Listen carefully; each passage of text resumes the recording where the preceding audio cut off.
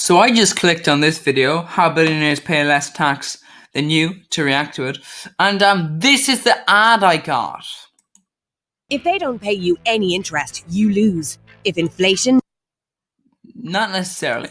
makes what you're saving for more expensive, you lose. That's why we created the Gold Saver account, allowing you to save a small amount in gold each month. In gold? Gold fluctuates in price. Also, banks are the same as that. And this thing is that they're very prone to, how would I put this, ensuring that when they do a currency conversion, that when the price goes down, that's when you get the money. Because, of course, they'll have instantly converted it, so, it's interesting how that works. So they can pay you less, This episode and others like it are made possible by the generous support of my patrons on Patreon. Yeah. If you'd like to help support my channel, consider becoming a patron at patreon.com/secondthought. Nobody likes paying taxes. I think that's something we can all agree upon, regardless of political beliefs. No, I mean, like, if it was an instant thing, the government was just like, no, you owe us this much in taxes, and we're going to take it now. So, yeah, no, don't worry, it's been taken out of your no, don't worry. Government agents, they came to your house, they took, that little lunchbox you have on your table? Yeah. Yeah, we just took the money out of that, and sure, it's fine, it's fine, no, it's all good now. You paid your taxes now. If that was it, that'd be fine. The issue is, it's because, they're all complicated things where, employers are supposed to pay your taxes in my country, not in America, I think anyway. But in my country, employers are supposed to pay your taxes for you. But there is still complications because you do have to register for tax and all these little things there. If it was less complicated, I think, somewhat. Of course, you can't make it too non-complicated because then you start going, basically, we just mean that you can just choose. No. You can't make it too simple because then, you can make it too simple, but you can't make it too simple, but as in, there are avenues which you shouldn't go down. I should say, no. But as unpleasant as it may be, taxes are the price we pay for living in a functioning society, at least at this point in history. Our taxes pay for roads, schools, fire departments, and public transport. Not everyone would agree with the taxes are necessary, but I think taxes keep people in check. They keep evil people in check. They ensure also that people don't commit crimes because, if you underreport how much money you have, that's not necessarily a crime, but it is a crime then to not pay the taxes on your full earnings. You know what I mean? I believe, is it a crime for companies? I believe it is a crime for companies. Transportation. Of course, American taxes are exceptionally low compared to other countries, and our public resources suffer because of it. Our infrastructure is outdated and fragile. Our public transportation... Once again, that's a lot to do with the way America likes to structure tax policy, where it's like, basically, we'll collect the money and we'll give it to private corporations. Will they do the job? No, not really. No, they'll, and when they do, they'll do a very terrible job. Like, there are businesses that run prisons in America. How insane is that? Businesses are allowed to keep slaves in America. That's the thing they're allowed to do. They're allowed to just have slaves. Pretty insane. Nearly non-existent. Not to mention the fact that we are the only industrialized nation without some form of universal healthcare. Believe it or not, people who pay more in taxes in our peer nations end up saving money because things like healthcare, which is incredibly expensive in the US, are free in their countries. But also, obviously, if you've got, and I think the worst part with the US system is that they still make you pay. It's like, no, you don't, like in the US, you don't even pay for healthcare. You pay for insurance for healthcare. And why did you have to pay for insurance? Because if you didn't pay for insurance, you'd get a medical bill that would be hundreds of thousands. Did it actually cost that much? No, it didn't. It did not cost that much. It's hospitals driving up their prices because they're private. So they get to just put the price on as much as they like, and it's insurance companies going, well, we want to make a nice little fat cut too. So they put up the prices to ensure that they can make profit off that, which means obviously you're paying a lot more than you would if you just paid the tax route. It's just But this episode isn't about taxation in general. It's about one specific report that reveals just how little the country's richest people pay in taxes. Yeah. Spoiler alert, it's way less than you pay. Recently, the independent nonprofit news outlet ProPublica released a stunning report titled The Secret IRS Files, in which they reveal the means by which the ultra-wealthy pay next to nothing in taxes, as well as their effective tax rates based on how much they pay compared to the growth of their wealth. For example, Jeff Bezos, the richest person on Earth, paid a true tax rate of 0.98% between 2014 and 2018, despite his wealth growing by nearly $100 billion in that period. The average American pays a rate of 14.6%. So the richest man on the planet, who is currently worth over $190 billion, enjoys a tax rate that is 15 times lower than the average American, who earns in their entire lifetime less than what Bezos accumulates in just 15 minutes. Now, there are plenty of weird finance bros who will jump to defend the billionaires by saying things like, look, they're not doing anything illegal. Unrealized gain. What kind of argument is that? Slavery is legal in some countries. Rape is legal in some countries. Do you think it's okay to do it just because it's not illegal? No. Some things are just immoral. And the reason why they're illegal is because even the worst people alive can understand they're immoral. You know? It's not a great argument to say, well, it's not illegal, so it's fine, you know, because that's the way we should measure things. Well, if your government turns into a fascist government, is it fine then? Because, well, they changed the laws, so it's illegal to do that thing, you know. You know, you're not allowed to do that, you know? No. Some things are moral, some things are immoral. And, the argument of it's not illegal is not a good one. You know? It's kind of the same argument as saying, oh, it is illegal, so now it's suddenly worse than it wasn't. Gains on things like stocks aren't taxed until you sell, despite missing the point a little bit. I mean, the thing is that doesn't really make much sense, because that's still income. You know, that is still income. Like, you know, surely it should be, well, no, you got this amount of money in this year. This is what we got. That was your revenue as a person. That was your revenue as a person. You know? People are mostly correct. Billionaires like Bezos, Musk, and Buffett, while generally getting up to some shady tax practices, are at least mostly operating within the confines of the law. Yes. They simply take advantage Although of the... not necessarily within the US law. Sometimes it's just like, no, but the money wasn't in the US. The money was outside. Yes, this would be illegal if the money was inside the US, but it wasn't inside the US. It was outside, so it's fine. It's like, I guess that's the problem with the US tax loopholes, which means that you can just be like, no, the money was elsewhere, so it's fine. But it's like, well, but you're still a US citizen. Do you want to leave the country now? Because we can deport you. You know? If not, I mean, what I'm saying is, like, billionaires don't pay enough in tax. You just deport them. Like, you have to value the life of a billionaire and go, okay, well, you're not worth enough to us. If you're not going to pay a certain amount of tax, we'll just deport you. Not allowed in the country again. Fuck off. Or just imprison them. It's probably easier to just deport them, because then you have to like change any laws and then risk them just fleeing. But you know, you can't just deport them. Most people, you know, it's fairly easy to deport someone. You know, it's just the way the system is set up to exploit their vast riches, live an obscenely lavish lifestyle, and pay essentially nothing in taxes. Yeah. I'll let ProPublica take the stage for a minute. Here's their short video explaining exactly how these oligarchs exploit the system. The numbers by Dada. Number 3 doesn't have a unique texture. 3 can feel sticky, spiky.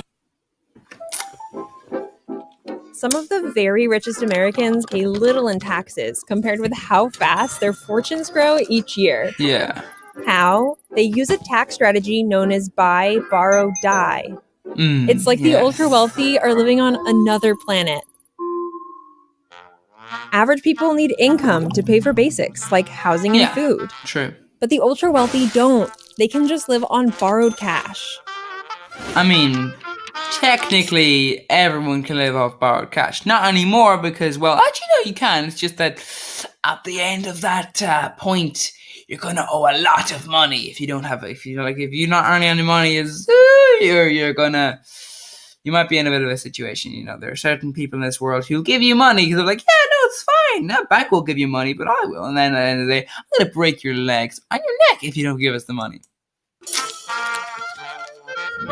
Step 1, buy.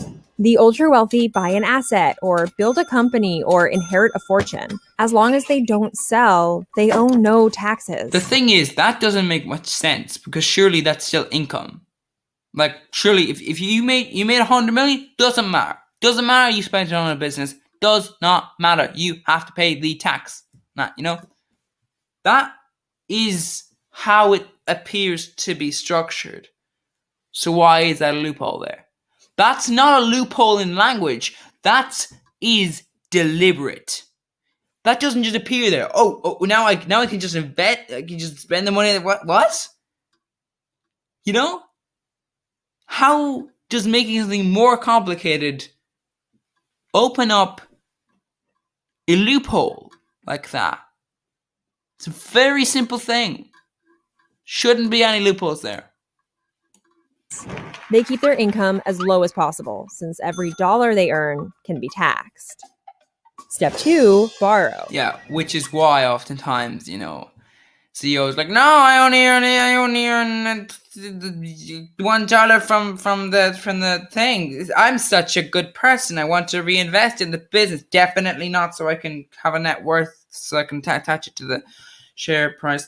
They borrow against their holdings, and the bank gives them a really good deal. I'll loan you. Sometimes because they have friends in the bank. Because I'm just saying, if I was a banker, somebody's like, I'm not sure if I'm going to give you a really good deal, to be honest. Because it seems like you might be borrowing money, and rich people are notorious for exploiting amazing credit. By borrowing a lot of money. Sometimes, yeah, sure, they're able to turn it around because when you're talking about a lot of money, it's when you're really like, I borrowed twice my net worth. And then it's like, well, I borrowed 100 times and I'm worth 10 billion. So it's a lot of money, just saying.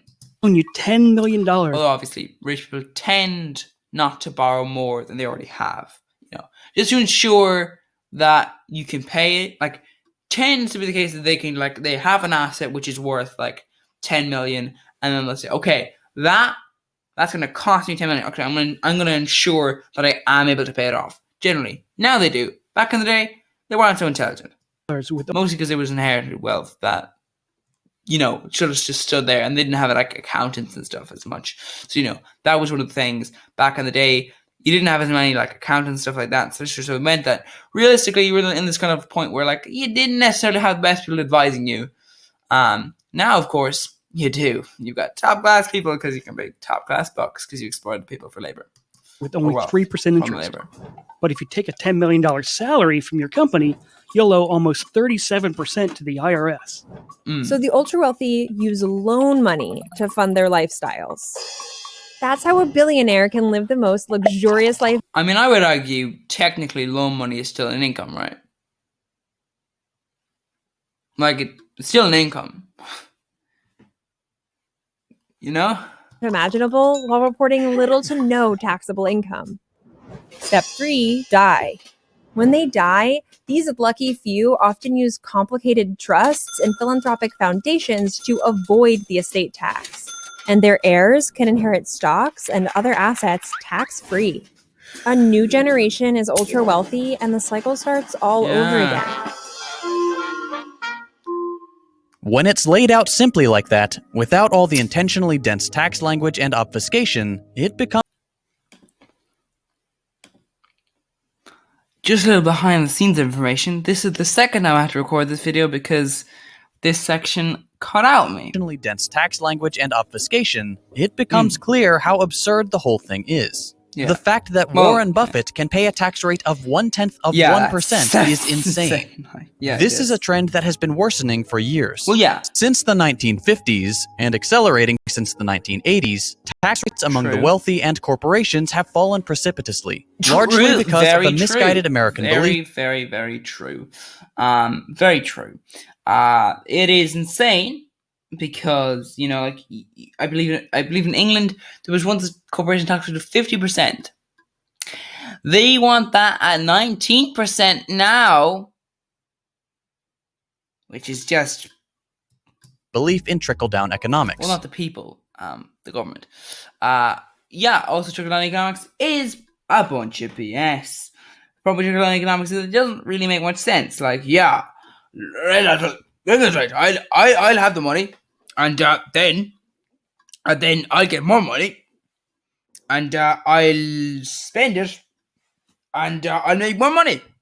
So it'll trickle down. How does that make any sense? It's like, the idea of, because they'll create more labor. No, so what? So, let me get this straight. They get to give their friends higher profits then. How does that benefit the rest of us? If I need to, go to work, but I don't have the money to, I'm going to have to walk. But if you gave me a pay rise, you know what I would do? I would most likely make my life more efficient and just possibly get a car, whatever it can be. I would be spending the money. Billionaires tend, when they do spend the money, it's to, make more money. It's not on goods and services, it's to make more money. So yeah, trickle-down economics is a bunch of BS. And the increasing power of the wealthy as government officials have become more and more dependent on corporate donations. I mean, I would argue there, it's like, don't take bribes. Just don't allow your politicians take bribes. That's, it's, at that point, it's like, I don't know, it's, you can have politicians who are right-wing but don't take bribes, You can. It's just that pretty much every single politician in the world does take bribes. What you're seeing now, and what the ProPublica report has revealed, is the result of these regressive tax policies. Thanks to his obscene wealth on paper and the ability to avoid taxation by simply accumulating and not selling, Jeff Bezos has access to functionally limitless amounts of money through generous loans. It's how he was able to buy a custom $500 million super yacht, which is so big it comes with a smaller support yacht, complete with its own helipad. That's insane, yeah. When the weird online billionaire defenders say things like, they're not actually that rich, it's mostly on paper. Really? It's on paper? Well, how do I put this? You know what I can do? Let's say I have an item of value, and then someone says, well, the way you owe me 50 quid. And I say, okay, well, I actually don't have it. They say, yeah, but see, you still owe me 50 quid though. You still do, that doesn't change just because you don't have it. You know what I have to do? I have to sell something because they know while I may not have it in cash. Well, I'm just gonna have to sell something I own. So yeah, if you want to pay taxes, just sell some of those assets. Ask them how he can afford a $500 million yacht, or 5 full floors of luxury New York City apartments, which he plans to combine into a single 17,000 square foot mega condo, or the rest of his $500 million real estate portfolio. If someone can buy all these things, yes, they're that rich. They're just not using their own money to do it. They're using the loans they can get because of their... And sometimes it is very much their own money. It's just like, well, I gave a donation to this people, and then they gave me a loan of that amount of money. So it's fine. It's not income. It's like, it is, though. It is. Their tremendous portfolio of assets. Many of the ultra-wealthy have adopted a new habit of claiming they support higher taxes on the rich. This is a great bit of PR, because it costs them nothing to say it. And all the while, they're lobbying behind the scenes to make sure their taxes stay as low as possible. That's the main problem with the system as it exists today. It's not that the US desperately needs tax revenue from the rich, though it would help. It's the fact that these oligarchs can effectively steer the government themselves, without ever having to be elected. Though, you say that, but the US does not give a lot back to its people, let's face it. They give a lot away to corporations. And a lot of the money goes to corporations. You have situations in which the US will just full on, it just like they don't solve the homeless crisis. They haven't solved all these things, which they could very, very, very much do. All these things, and you think, well, surely just solve the problem. Like it's not that hard to solve. Just like spend the money. It's like, but so I think the kind of is necessary for them to have that tax. It's just the U.S. government currently just doesn't really take care of its citizens. Or be seen supporting one team or the other, and that's the secret. That's the thing. There's not really one team or the other. It's one team. Like they're both super right wing. Not super. There's really only one. The Republican Party is super right wing. The Democratic Party is kind of soft right, like conservative to centrist. Team. They may wear different colors, but Democrats and Republicans share the goal of maintaining the status quo. But that's my point, though. That is more of like an American thing, though. Like in my country, for example, there are left-wing parties. There's a communist party. There's socialist parties. There's right-wing parties as well. So you can go for fascism. You can go for all sorts of different parties available. In America, you can choose between very right-wing and right-wing. Those are your choices, basically. So enjoy that. In other countries, you have a lot more of a diverse thing. In England, they're fairly bad. They've got a mostly two-party state, but the Liberal Democrats, I've seen, support lately. But that there's problems there. Most countries, I would say, need to at least have. I think most countries you want at least two parties sharing power. Every government. Just so that the voters can make sure that they can actually threaten to just not vote for a party. Because what that can do is you can have two parties that are very similar, and then one party can go, well, guess what? If we don't support this policy, then we win in favor of the public. That means the public don't vote for you, they vote for us, because our policies are practically the same, meaning that they can just vote for us and you are out. But of course, if we're in government together, that means you need our votes in order to pass this thing. I mean, you can't pass this thing if we go against it. So we're going to deliberately use the public's reasoning, which is vote for somebody else with the same policies in order to show that, it works as a thing, because it means, doesn't always work, can be abused, but the point is that I think is a specifically American problem. It's, in my country, you'd have a lot more parties than just two. Of course, it ends up being the same thing. Two parties tend to take the most amount. All the others tend to drop down. But basically, it's just a thing. Which leads to further enrichment of the already rich and powerful, the continued worsening of inequality, and the lining of their own pockets thanks to eye-watering corporate donations. Although there's a quote by Julius Nyerere, the first president of Tanzania, that sums up American politics pretty well. He said, "The United States is also a one-party state, but with typical American extravagance, they have two of them. What we have today is a corporate duopoly. Two parties that claim to have vastly different politics, but that have proven time and again that all they really care about is corporate interests. For example, Biden ran on being different from his predecessor, but deportations have increased, we still have kids in cages, police budgets have increased, the military budget has increased, and the corporate tax rates will remain the same. Materially, in fairness now, as far as we know, Biden hasn't groped anyone.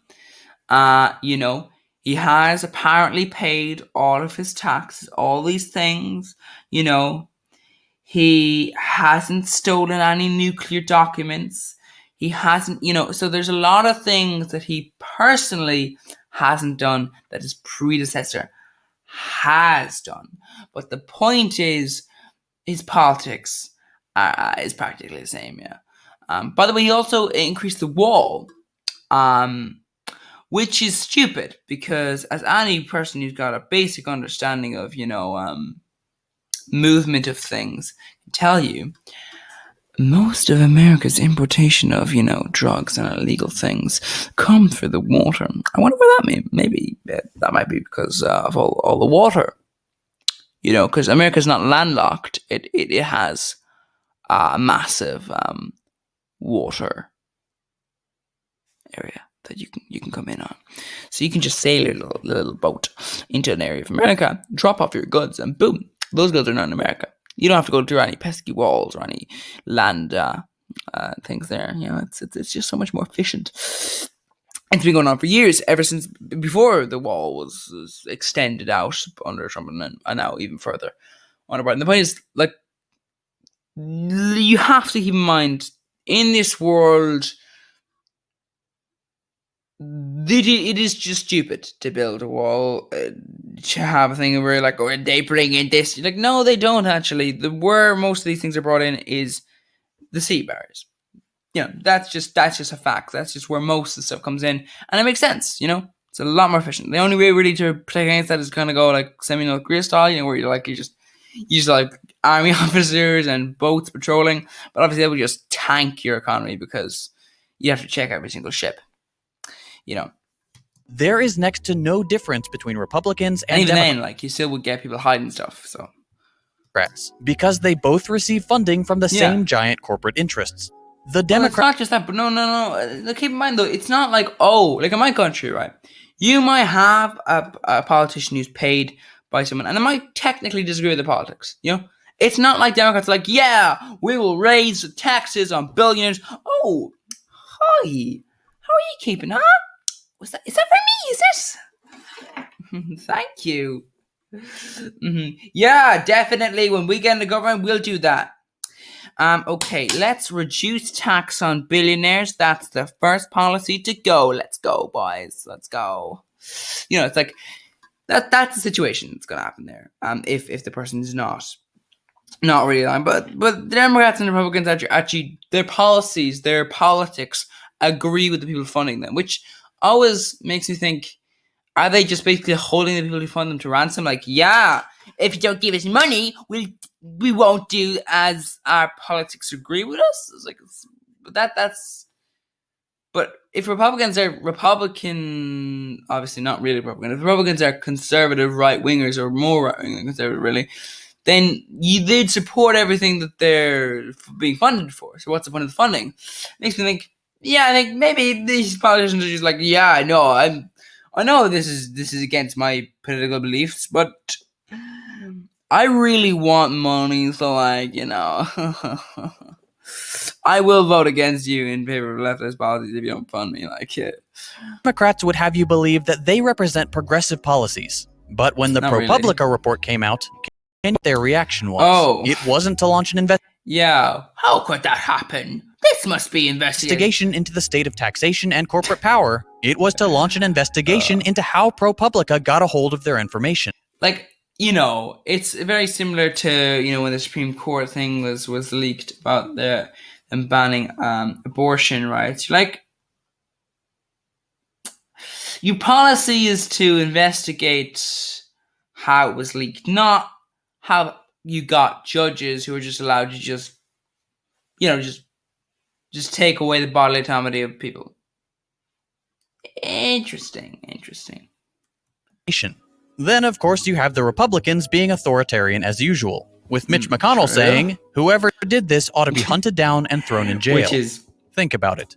The people who represent us are concerned not with the fact that the richest people on earth can pay nothing in taxes, but that those incredibly powerful people had their taxes leaked. Yeah. Government officials don't care about normal people. They are bought and paid for by the very richest people and massive multinational corporations. The ultra-wealthy enjoy access to a completely different system than the rest of us. Most normal people receive an hourly wage or a salary. Yeah. We're paid for our labor, and a cut of that money goes to the IRS in the form of taxes. Sometimes we're not necessarily paid for our labor, If you've ever wondered why people like Elon... I once did an audiobook reading for this audiobook. Because the audiobook was never released because there were problems on the sales side of things, I never got a cut because I was never paid for it. So yeah, that's just a little story for me. That was a bit of work I did, but I didn't get paid for it because, it wasn't sold. So they saw it as, then you don't get any money. So Elon Musk receive a fairly small salary. It's not because they're being self-aware or giving more to... Well, I think their attitude is, it's more growth for the company. Not more profits, though. It's more growth, so the company can then also commit tax avoidance. Like how Tesla paid $0 in tax. That's interesting, isn't it? How you take a zero salary, so you can reduce your tax, and then also your company pays some tax. Fun, isn't it? to their workers, it's because they'd rather be compensated in ways that aren't taxable. Like we saw in the ProPublica explainer, instead of receiving a $10 million salary and paying 37% tax on it, the rich can just accumulate stock and borrow against it at a tiny interest rate, thus exempting them from the taxes the little people have to pay. I would The say deification. surely you would pay tax on the loans as well, like, and on the like, because you're if you're purchasing things over, like if you're like you purchase that, well, pay tax on it. $40 billion, well, pay tax on that. Of oligarchs is fairly new in America. These days, you have people working 70 hours a week, making $30,000 a year, who will rabidly defend billionaires. Because no, because they're stupid. Sorry if that's one of you, but it's because you're stupid. For some bizarre reason, they think they'll be rich one day too. But that's the thing. You can't be, you idiot. Do you understand? This is a basic numbers game. There is a pot of money. If you take more than your fair share, you're a thief. You're stealing from everybody else. Now, the thing is, what you're doing is that, imagine if the golden goose doesn't just, like, the golden goose gives up 50 eggs if you kill it. Imagine that. And you're saying, I'm going to kill the golden goose so I can take the 50 eggs. Of course, what does that mean? Well, it means that nobody else can have an egg. So, yeah. That's basically the kind of thing. It's like, if you're becoming very, very wealthy, then you're taking from the pot. The reason why you're earning so little is because they're rich. You can't be rich if they are, okay? If this person here is rich, then you have to be poor. Because that's how, numbers work. 2. This hyper-individualist bootstraps mentality has... Like, I watched a political interview before, like, we need to stop thinking about this as distribution. Can you understand how numbers work? Like, this is basic stuff. Like, someone with an abacus can tell you, look, the numbers are here, we go over here, Same thing with your economics. It doesn't work because that's not how numbers work, There won't be suddenly more beads just because you let someone have more beads, The person will have more beads. That's the thing, You can't create, like, unless you literally commit, like, like you just start printing money, then there's no way you can just become a millionaire without stealing. Unless, of course, you just print it. In which case, actually, that's a pretty effective way of becoming a millionaire. It's just like, how to become a millionaire? Just print the money and take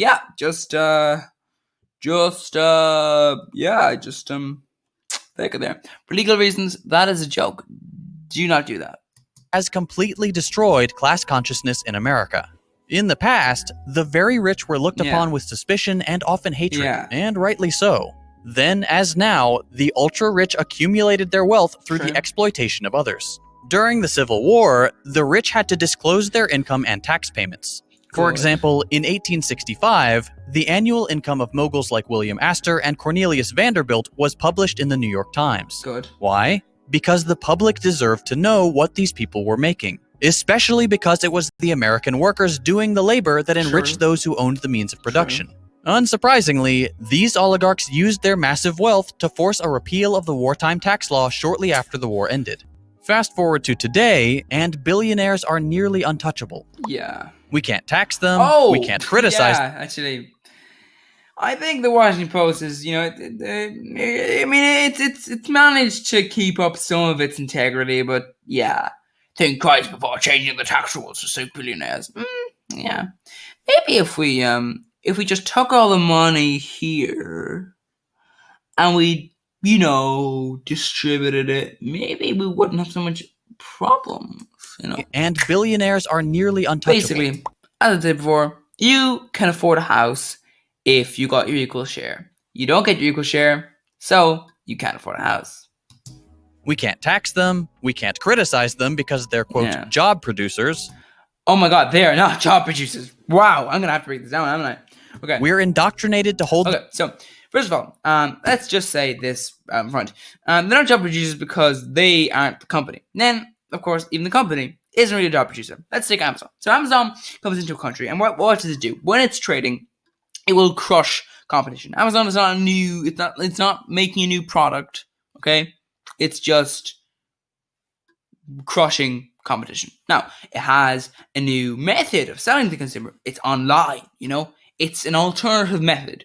Well, although it's not really an alternative method because a lot of shops already do sell online and they're crushed by Amazon. The point is, they are bringing something slightly new to the table. There is competitors in that field who are also crushed, but, basically they also crush people in the brick and mortar industry. And the point is that imagine if you add up all the jobs from all the companies Amazon has either put out of business or forced them to lay off staff.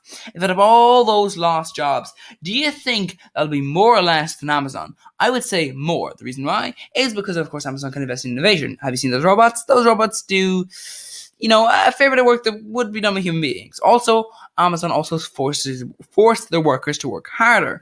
Other businesses will obviously not do that as much and will just hire more employees. When that employee in the Amazon facility has to walk loads of kilometers and they, die of exhaustion. Yeah. How easier do you think their job would be if there were 10 people to do that job, If they give in a smaller area to pick from? Yeah, obviously then there's more jobs there. The point is there are way more jobs if you cut out monopolies and even if you cut out big companies like this, just a lot more jobs. Also, companies like Amazon also have a lot more effective tax avoidance schemes. Amazon is well known for keeping its profits low by investing a lot, in itself. So the point is, but the way it invests is not really in its employees. It's more in further profits, in which it will also invest and also invest and also invest. And also it'll do stock buybacks and all things like that. And all things like that to ensure it has loads of money. This, of course, is a tax avoidance scheme. And yeah, it doesn't tend to be done by smaller businesses. So you get less corporation tax.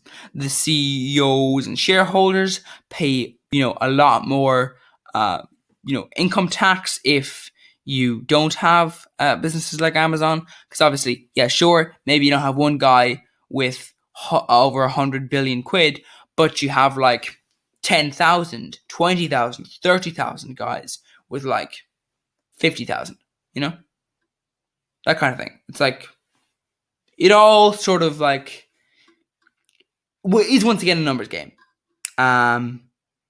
If they get to keep more money, then obviously that doesn't make much sense. Because where do they get the money from? They get the money from taking over other industries. So yeah, basically, just put it very simply, makes no sense to call them job producers. They're not job producers. They are actually job crushers. They crush jobs and they hold them in high regard simply because of their massive wealth.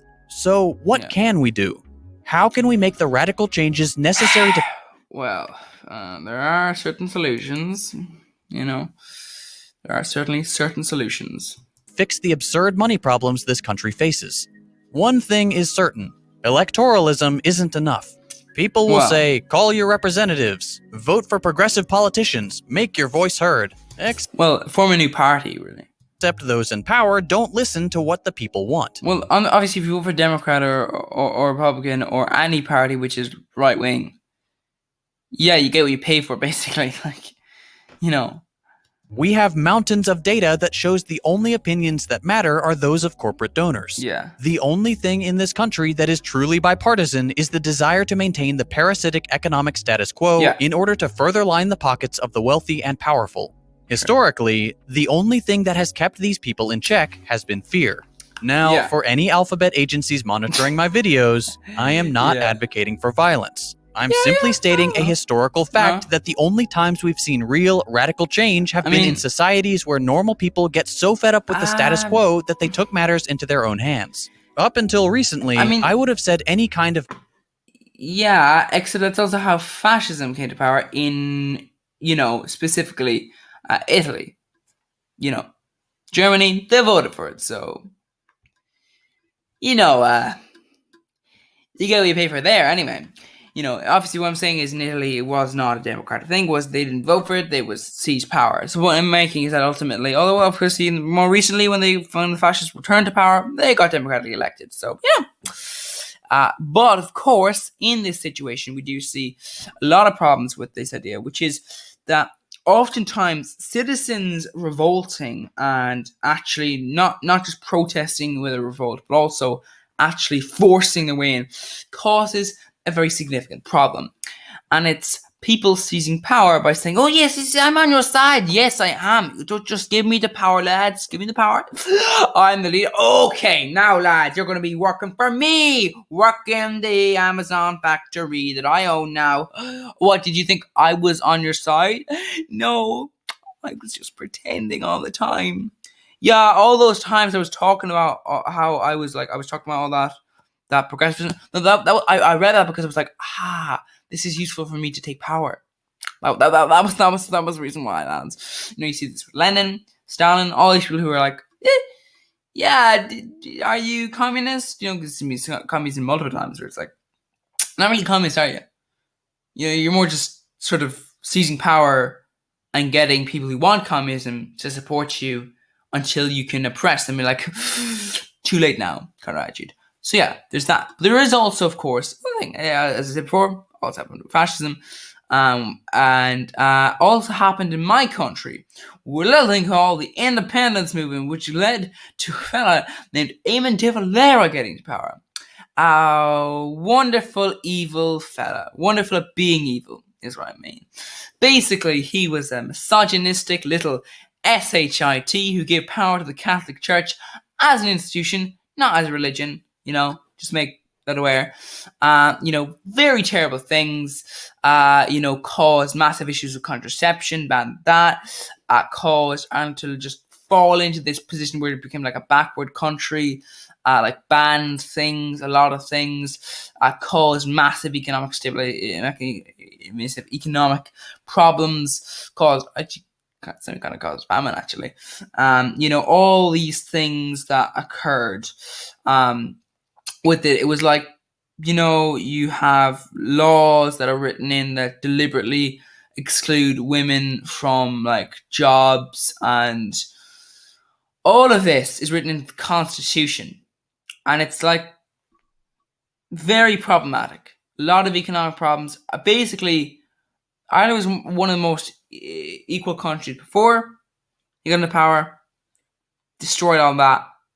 And of course, what happens when you've got someone who isn't equal in government? Well, when they have control of the education system, because they give power to the Catholic Church over the education system and the health and all these sort of things, you begin to have a change in ideology. And that is the reason why we can thank him for so many feckin' problems. So yeah, thank him for ruining my country.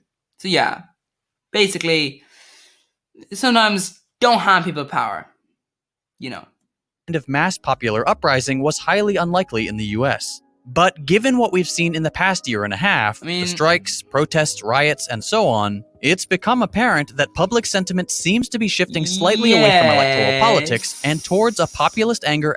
The only problem with that is that the last coup in American history was for a fascist sort of system, They didn't like the way the election went, so they wanted to put, the far-right candidate into power.